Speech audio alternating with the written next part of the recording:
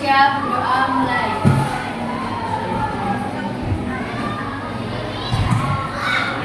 Doa selesai. Ya, ini yang tidak berangkat siapa?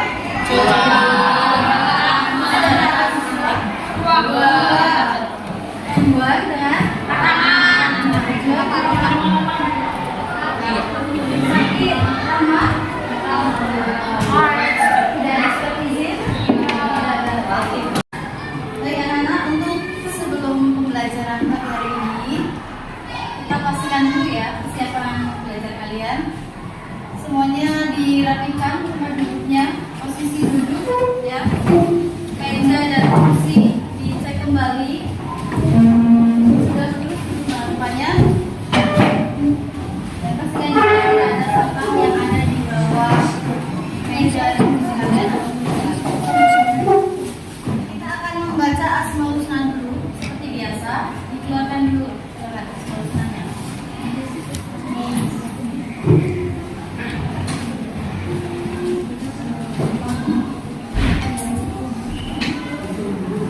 Sudah ya, kita mulai pembacaan Asmaul Husna dengan bacaan basmalah 1, 2, 3. Bismillahirrahmanirrahim. Bismillahi badana walhamdulillahi wassalatu wassalam binabi habibina. Ya, selanjutnya di sini tadi kita sudah melihat di layar paling awal materi kita hari ini apa? Al-Quran dan hadis sebagai pedoman hidup. Nah, nanti sebelum kita masuk ke materinya, perhatikan di sini ada 3 pertanyaan yang harus kalian jawab dengan sejujurnya ya. Yang pertama, apa agamamu? Islam. Oke. Lalu jika semua agama itu memiliki kitab suci, lantas apa sih kitab suci umat Islam itu? Al-Quran. Oke. Nah, sekarang ini bisa jadi jawabannya berbeda setiap anak. Al-Quran itu bagi hidupmu itu apa sih gunanya? Yang dijawab apa? Sebagai pedoman hidup. Ada jawaban lain? Petunjuk. Oke. Dan ternyata masih ada fungsi lainnya selain pedoman hidup dan juga petunjuk. Nah, hal itu yang akan kita pelajari pada hari ini. Nah, anak-anak, di sini ada asesmen awal dengan beberapa soal yang guru tampilkan ini. Ada berapa? Ada 2. Sekarang dikeluarkan kertasnya. Ya, kertas.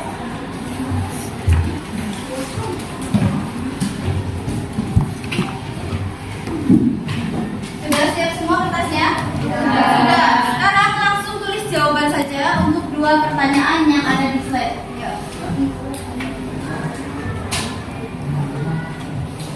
Tujuan pembelajaran kita yang akan dilakukan yaitu nanti kita akan menggunakan metode diskusi dan tanya jawab.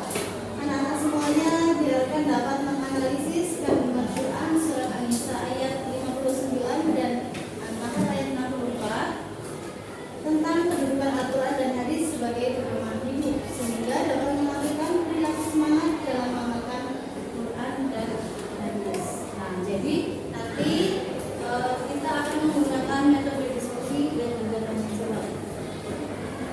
Sebelum kita nanti praktek dalam kelompok, ya, kita akan ulas kembali ya anak-anak pengetahuan kita tentang apa itu Al-Quran. Coba pertama, guru minta dibacakan absen 3 siapa? Ya, Andika coba dibaca apa itu Al-Quran untuk kolom yang pertama? Allahnya diturunkan kepada Ya, wahyu Allah yang diturunkan kepada Nabi Muhammad Shallallahu Alaihi Wasallam melalui malaikat Jibril. Kemudian kolom yang sebelahnya absen 5. Siapa? Ya, Aura, silakan. Ya, membacanya bernilai ibadah dan mendapat pahala. Bisa dipahami ya, anak-anak? Bisa ya? Oke. Kita lanjutkan. Nah, ini adalah fungsi Al-Quran dalam kehidupan manusia. Ya. Tadi kalau di awal anak-anak semuanya menyebutkan bahwa fungsi Al-Quran ada apa aja ya? Sebagai pedoman hidup, kemudian sebagai petunjuk. Ternyata masih ada 2 lagi. Yang ketiga sebagai pemberi peringatan dan kabar gembira. Maksudnya peringatan dan kabar gembira apa sih? Ada yang paham? Jadi di dalam Al-Quran itu kalau kalian sudah pernah belajar dan mengkaji arti dan juga tafsirnya, bahwa di dalam Al-Quran itu Allah menggambarkan balasan atau menceritakan, menjelaskan bahwa orang-orang yang berbuat syirik atau berbuat dosa, ya, berbuat maksiat, maka mereka diancam dengan azab yang besar. Ya, pasti dalam Al-Quran itu sudah ada penjelasannya. Barang siapa yang membunuh atau berlaku zalim kepada orang lain, maka azab Allah sangatlah besar. Itu artinya apa? Al-Quran itu memberi ancaman bagi siapa? Orang-orang yang berbuat buruk, maksiat, kejahatan. Tapi di sisi lain Al-Quran juga memberikan kabar gembira. Kabar gembira apa? Yaitu bahwa barang siapa yang beramal soleh, beriman kepada Allah, kepada Rasul, dan hari akhir dan lain sebagainya, maka Allah akan janjikan dia dengan masuk ke surga. Itu adalah kabar gembira. Ya, oke. Selanjutnya, fungsi Al-Quran dalam kehidupan manusia yang lebat adalah sebagai sumber hukum Islam yang paling utama. Jadi kalian dalam pelaksanaan ibadah dan mencari tahu hukum-hukum kegiatan kita sehari-hari, seperti hukum sholat itu apa sih, ya, terus hukum menikah itu seperti apa dan bagaimana, itu semuanya ada penjelasannya di dalam Al-Quran. Kita ketika mempertanyakan atau memperdebatkan hukum suatu hal, ya, kembalilah kepada Al-Quran dan hadis. Jangan berpedoman kepada buku atau kitab lainnya, tetapi kita sebagai umat muslim harus satu-satunya merujuk kepada Al-Quran dan hadis. Paham ya sampai sini anak-anak? Selanjutnya, untuk inti pembelajaran kita hari ini, anak-anak akan berbentuk menjadi 8 kelompok dengan pembagian sebagai berikut ya. Ini sudah berbagi sedemikian rupa menjadi 8 kelompok. Masing-masing kelompok adil, jumlahnya ada 4 semua. Ada yang belum masuk kelompok? Tidak ya, sudah masuk semua. Oke, sekarang semuanya mengkondisikan bergabung dengan kelompoknya.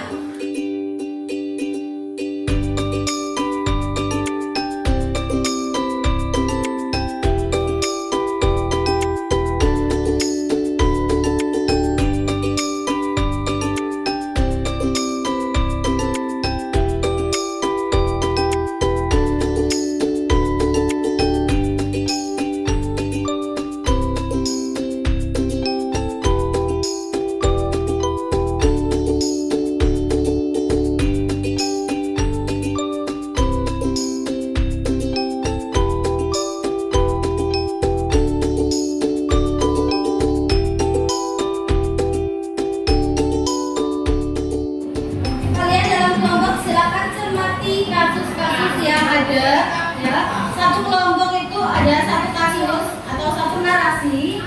Nanti Bu Guru minta kalian temukan fungsi Al-Quran yang sesuai, ya. Fungsi Al-Quran itu yang mana sih? Yang tadi ada 4, ya, yang ini. Kalian baca dulu, cermati dulu bersama-sama satu narasi dalam kelompok itu, dan kemudian kalian analisis kira-kira ini sesuai dengan fungsi Al-Quran yang mana ya? Ya, silakan.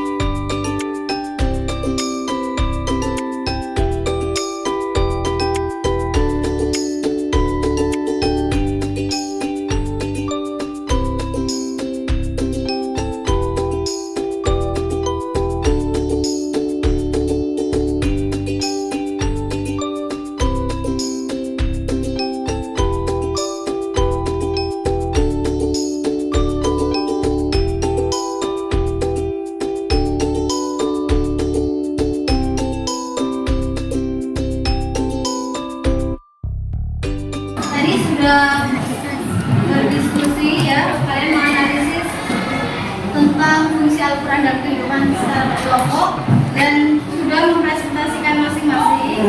Sekarang Bu Guru akan klarifikasi dan memperkuat jawaban yang disampaikan oleh setiap kelompok. Seorang kakak adik, mereka itu ribut memperebutkan warisan dari ayahnya yang meninggal, ya. Sampai beberapa hari mereka itu tidak menemukan titik terang atau tidak menemukan penyelesaian masalah mereka. Masih sama-sama ribut, kekeh ingin mendapatkan harta warisan yang paling banyak. Akhirnya mereka pergi ke kiai yang ada di desanya dan minta tolong. Ini bagaimana pembagian harta warisan? Nah, akhirnya oleh kiai itu diberikan solusi bahwa dalam aturan itu juga sudah ada aturan pembagian berapa persen atau uang berapa persen. Akhirnya masalah itu pun terselesaikan. Nah, dari kasus ini tandanya